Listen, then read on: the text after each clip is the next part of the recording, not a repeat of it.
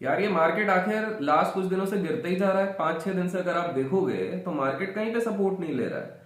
लोग कंफ्यूज हैं कि एग्जैक्टली हो क्या रहा है मार्केट में। जब देखो कोई भी खबर आती है उसके बाद सेलिंग आ जा रही है।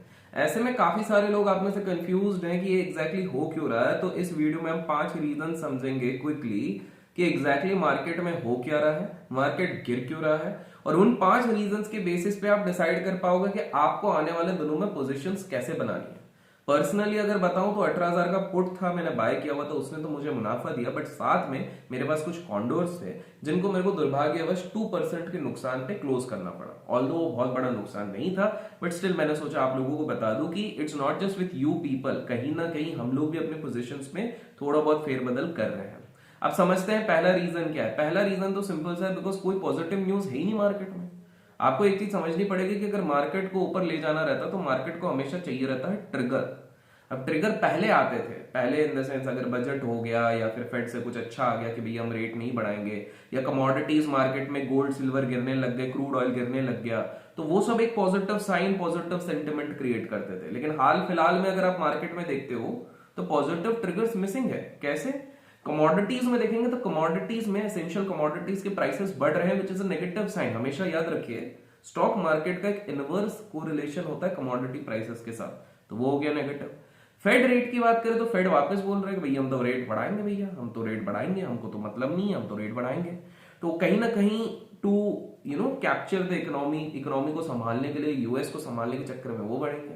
उस चक्कर में ग्लोबल डाउन है, तो ग्लोबल क्यूज भी बहुत ज्यादा पॉजिटिव है नहीं, तो ग्लोबल वहां पे डाउन है। प्लस इन्फ्लेशन का डर ऑलरेडी सता रहा था, जो कि अब थोड़ा स्पाइक अप हो रहा है। अब लोगों को लग रहा है कि नहीं भैया महंगाई तो है, महंगाई है, जिसके चक्कर में एक डर बढ़ रहा है। और साथ में जो ये कल का जो खबर आया कि फेड रेट बोल रहा है, फेड बोल रहा है कि नहीं भाई चीजें हाथ से निकल रही हैं तो हमको ये चीजें बढ़ानी पड़ेगी। तो पहला रीजन तो है कि कोई पॉजिटिव ट्रिगर नहीं है। उसके ऊपर दूसरा रीजन है कि हमारे पुतिन भाई साहब अलग है। वो बोल रहे हैं कि भैया हो सकता है वर्ल्ड वॉर 3 हो जाए। तो मार्केट अभी क्या कर रहा है, मार्केट एक डिसाइसिवली ये चीज समझ रहा है कि ये अगर पुतिन भाई साहब अभी तक शांत नहीं हो रहे, इसका मतलब there is a high possibility, in fact उनके स्टेटमेंट से निकल रहा है कि वर्ल्ड वॉर 3 की तरफ बढ़ सकते हैं। होगा नहीं होगा ये कहने की बात है, फ्यूचर में देखा जाएगा, लेकिन वी कैन नॉट डिनाई कि पुतिन भाई साहब की कही हुई बात, फेंकी हुई बात नहीं होती है। वो हमारे देश के पॉलिटिशियंस जैसे नहीं है कि बस बोल दिया और करते नहीं है, वो डेफिनेटली बहुत सारी चीजें करते हैं। जैसे यूक्रेन का वॉर वो खत्म ही नहीं कर रहे हैं, तो like wise you can not ever से। प्लस उन्होंने न्यूक्स की कुछ बात कर लिया है जिसके चक्कर में और लोगों की फटी पड़ी हुई है। तो आपको एक चीज समझनी पड़ेगी कि भाई पुतिन भाई साहब ने भी डरा के रखा है। और एक दूसरा फियर, एक कोलेटरल फियर क्या आता है कि चाइना यहां पर आके वहां को सपोर्ट करेगा, तो वो उनको जो जगहें हड़पनी है फ्यूचर में वो वापस रिस्क में आ जाएंगी। तो इस चक्कर में एक रिस्क बना है, और उसी चक्कर में ना आज आपको एक गैप डाउन ओपनिंग दिखाएगा। और हमने अपने प्रीमियम ग्रुप में भी ये चीज कही थी कि जब तक ये गैप नहीं भरेगा, आप लोगों को बताता हूँ, सुबह ही बता देते, जब तक गैप नहीं भरेगा तब तक कॉल्स बाय मत करो, तब तक लॉन्ग्स मत लो। आपको भी प्रीमियम ग्रुप का ऑप्शन कोर्स या पीटीसी कोर्स का भाग बनना है तो लिंक डिस्क्रिप्शन में मिलेगा। नेक्स्ट चीज, bank of Japan emergency bond buying करवा रही है। देखिए जब भी इमरजेंसी बॉन्ड बाइंग इस तरह की खबर आती है, ये ओवरऑल स्टॉक मार्केट के लिए, शेयर मार्केट के लिए बुरी चीजें होती है। बॉन्ड मार्केट में काफी ज्यादा हलचल होने लग गई है लास्ट 3-4 महीनों में। मैं आप लोगों को बता दूं कि बॉन्ड मार्केट ऑल्दो बहुत बड़ा है, इक्विटी मार्केट से भी बड़ा है, बट जितनी न्यूज फ्लो लास्ट कुछ दिनों में, कुछ हफ्तों में आ रही है, उतनी पहले नहीं आई थी, विच अगेन शोज की मार्केट के जो बड़े बड़े एचएनआईज हैं, बड़े बड़े इंस्टीट्यूशनल पार्टिसिपेंट्स हैं, वो कहीं ना कहीं इस चीज पे आ रहे हैं। नेक्स्ट, हमारे देश की स्पेसिफिक अगर बात करें तो इस पे पहले भी काफी सारे रिपोर्ट्स आ चुकी हैं, और अभी वापस वही चीज जस्टिफाई हो रही है कि काफी सारी कंपनी काफी ज्यादा हाई वैल्यूएशंस पे अभी भी कोट कर रही है। मतलब काफी सारे लोग बोल रहे हैं ना कि हमारा पोर्टफोलियो डाउन दिख रहा है, नेगेटिव दिख रहा है, लेकिन अभी भी कंपनीज की वैल्यूएशंस काफी ज्यादा आए हैं। इनफैक्ट जो लोग बहुत ऊपर ऊपर के लेवल पे, जब मार्केट 18,200 18,300 पे चल रहा था, 18,400 पे चल रहा था, तो 18,200 के आसपास जब आप ले रहे थे ना अपने पोजीशंस, उस समय पे शायद जो स्टॉक्स आप ले रहे थे उनकी वैल्यूएशन ऐसी चल रही थी जैसे कि निफ्टी 19,400 19,500 पे हो। तो at the moment also despite this correction high valuation है, और कहीं ना कहीं मार्केट ये सोच रहा था कि अगर चलो वैल्यूएशन मैंने ज्यादा दे दी है, लेकिन अगर अर्निंग्स पिकअप कर ली, क्वार्टर ऑन क्वार्टर जो अर्निंग्स आती है वो पिकअप कर ली, चीजें मैनेज हो जाएंगी। लेकिन अनफॉर्चुनेटली अर्निंग्स भी पिकअप नहीं कर रही। कोविड का डॉन्ट तो था, इन्फ्लेशन का अलग आ गया, ग्लोबल सिनेरियोज अच्छी नहीं हो रही है, एक्सपोर्ट्स में इशू हो रहे हैं, प्लस आईटी पैक में देखिए धनाधन मास फायरिंग हो रही है। विप्रो ने अभी अभी अनाउंस कर दिया कि भाई हम अपने बंदों का सैलरी जो 10 लाख है उसको हम काट के 3.5 लाख या जो भी है 6 लाख को 3.5 कर देंगे।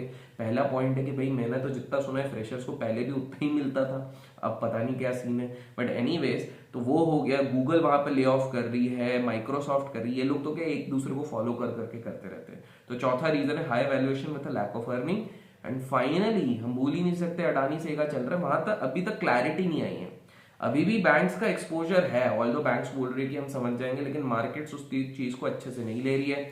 अभी भी फॉरेन कॉर्पोरेशंस के बार बार यहाँ पर ब्लेम लग रहा है कि भैया ये कहीं ना कहीं बहुत बड़ा धमेला चल रहा है। अभी भी कहीं ना कहीं अपोजिशन इस पे सवाल उठाते जा रही है। तो क्या हो रहा है कि ये सारी चीजों के चक्कर में जो एक अनसर्टनिटी बनी हुई है towards Adani group, that is actually dragging bank Nifty. Banks उसके चक्कर में गिर रहे हैं, और बैंक्स का एक्सपोजर आप सभी को पता है बैंक निफ्टी में नहीं, साथ में निफ्टी में बहुत ज्यादा है, फाइनेंशियल्स और बैंक्स का, जिसके चक्कर में हमारा कोर निफ्टी इंडेक्स भी गिर रहा है। तो ये 5 रीजन है कि पॉजिटिव न्यूज नहीं है। पुटिन भाई साहब ने परेशान किया, बैंक ऑफ जापान का इमरजेंसी चीज, हाई वैल्यूएशन, लो अर्निंग, अडानी ग्रुप, ये सारी चीजें। अब ऐसे में हमको क्या करना चाहिए? मैं तो भैया सिंपल सा है, इन्वेस्टर को कहूंगा स्टॉक स्पेसिफिक इतना मत जाओ। यू नेवर नो कौन सा स्टॉक कौन से वैल्यूएशन पे अभी भी मार्केट उसको जस्टिफाई नहीं करेगा। हो सकता है आपके पैरामीटर के हिसाब से इंट्रिंसिक वैल्यू के पास में हो सकता है आपको लगे कि ये बहुत बढ़िया वैल्यूएशन हो, लेकिन हो सकता है वो वहां से भी करेक्ट कर जाए। तो पहली चीज वो है। दूसरी चीज आपको ये चीज समझनी है कि ईटीएफ में अपना एक्सपोजर इन फॉल्स में ही बनाते जाओ। मैं हमेशा कहता हूं कि पैसा दिवाले में लगाने से बनता है, दिवाली में लगाने से नहीं बनता। तो मार्केट का जब दिवाला बनता जा रहा है ना, तब थोड़ा थोड़ा आप ईटीएफ लो, आप बैंक बीज ले लो, जूनियर बीज ले लो, निफ्टी बीज ले लो, गोल्ड बीज ले लो, इंफ्रा बीज ले लो, चाहिए तो थोड़ा बहुत आईटी बीज ले लो। इन सब में अपना थोड़ा अपना एक्सपोजर रखो, बट गोल्ड बीज याद से रखो, because gold is an hedge against stock market fall.